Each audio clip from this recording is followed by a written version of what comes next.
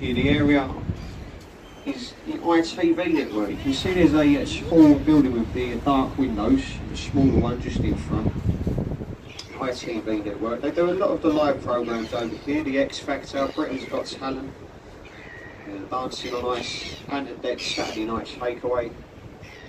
I should say Deck Saturday Night Takeaway. It's all filmed on our right here. But if you look to your left here, folks, behind the white ship, you can see a stone archway on the embankment wall.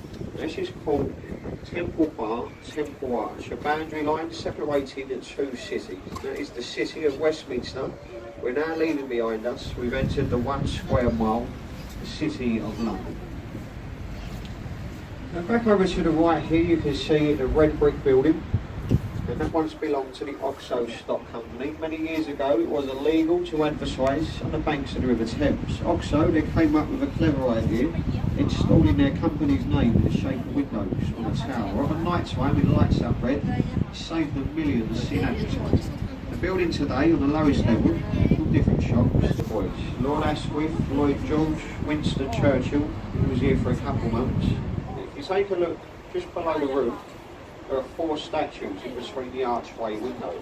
From left to right, these are of John Milton, Francis Bacon, William Shakespeare, and Isaac Newton. On our right, you can see a tall glass building. It's pretty new, it's finished in the summertime. A lot of people keep asking us about it. It's called One Blackfriars, and it is apartments. You can go online and have a look at the prices.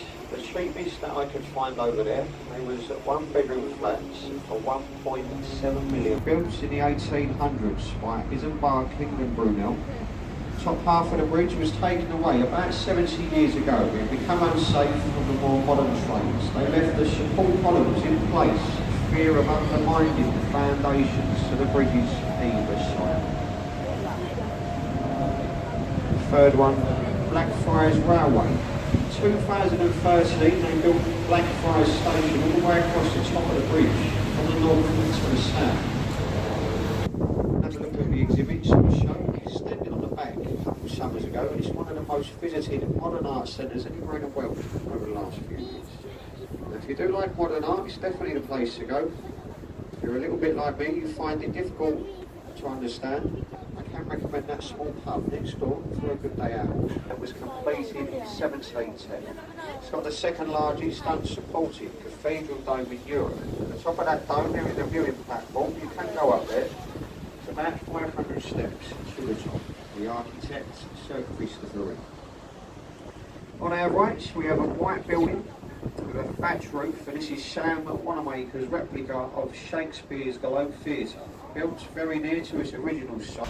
And also to our right here we have a very old historical pub, the Anchor Tavern of Bankside. This pub is just over 400 years old, built in 1615.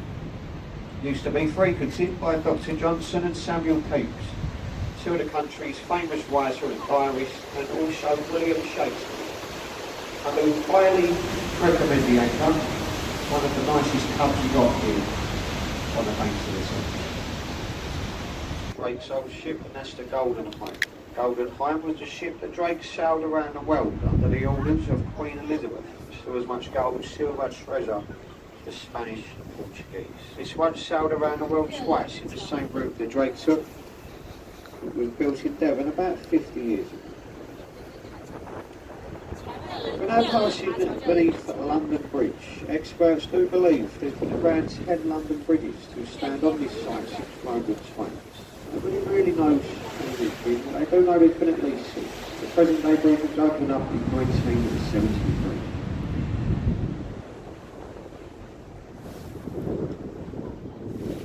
Also to our left here, you can see another small glass building. This one is called the Walkie-Talkie. It's on Fenchurch Street. It's right at the top. That is the popular Sky Garden. There's bars, restaurants and a viewing platform. It's completely free to go up there. You just got to book it up online. Also to our left, the yellow brick building, that is the old Billingsgate Fish Market. Fish Market stood on that site for nearly 900 years until the tradition was broken in the late 80s. The new Billingsgate's further downriver. That is where Maurice Micklewhite, he had his first job over there in the 50s. He was an apprentice to his father, got fed up with the job and his name. It's now known as Sir Michael Caine. Look on our right, folks, we have the warship, the C-35 HMS Belfast.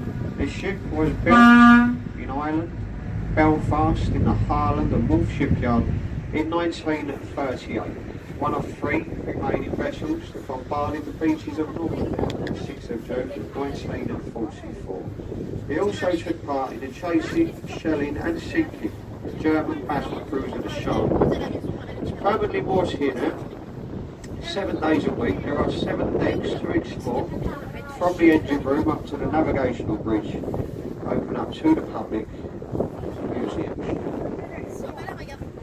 Now, as I said, folks, we are going to make a quick stop here at the tower here. There we see the Crayswicks. They was in there overnight as they went AWOL from the island. As I said, folks, just going to make a quick stop.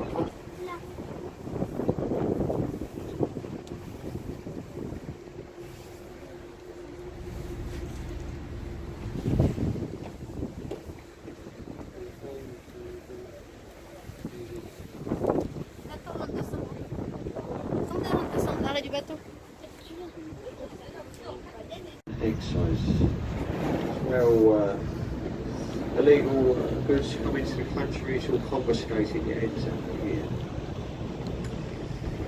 Now, as we turn the boat round, once again we can see the shard just in front of us. Now, the architect of the shard, Renzo Piano, he famously drew the design of a cafe shop in Paris. He was paid somewhere in the region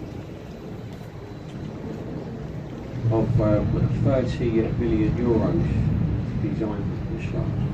Also the Shangri-La Hotel inside, which is 6 stars.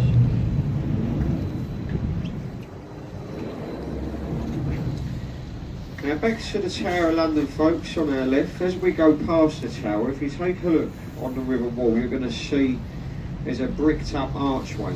Just where you can see that blue and black boat there. It's got above it in writing, it says entry to the Traitors Gate. Tower Road Bridge, gateway to London. Now this was built by Sir John Wolfe Barry, Boris Jones, to open up in 1894. Each of these bascules we pass beneath, 1100 tonnes. They can be raised into the upright position in 90 seconds. Look to the top of the bridge, folks, you can see the 2 walkways. This has recently become the Tower Bridge Experience. There's a museum and a viewing gallery. The glass walkway, that's their new attraction. They did there last summer. It's only about £8 to go up there. It's well worth the money. 42 metres up. So it gives you great views all around. Now we've left the City of London behind us now, folks. We've entered the old Docklands area. All the buildings around here.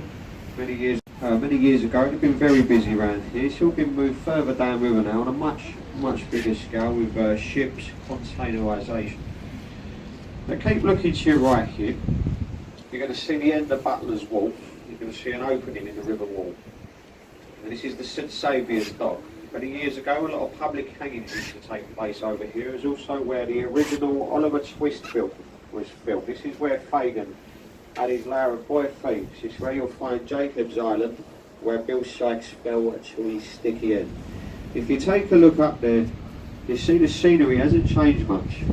There's 1 or 2 modern buildings, I do believe. You can see that there's a blue and white building.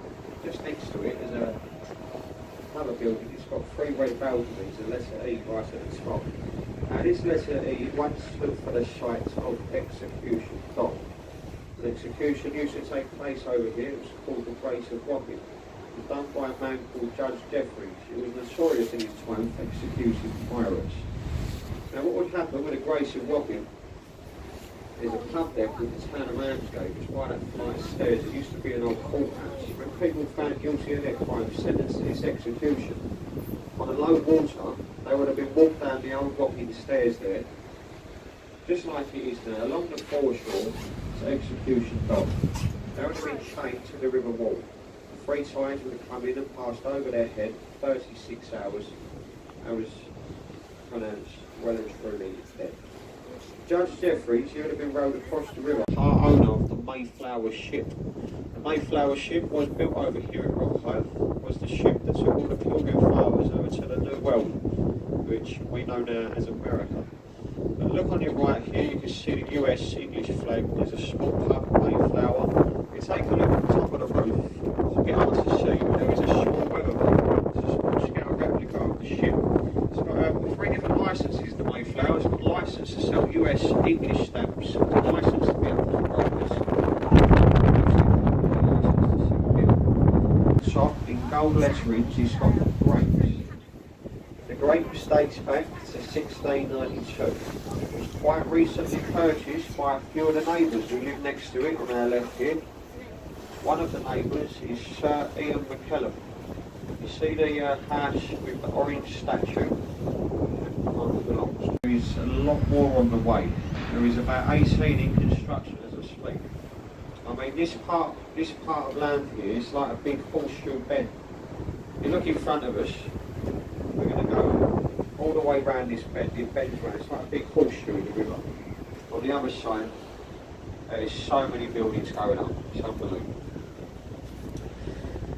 As we've come around the points in the river, folks, we've entered Deptford, and if you do take a look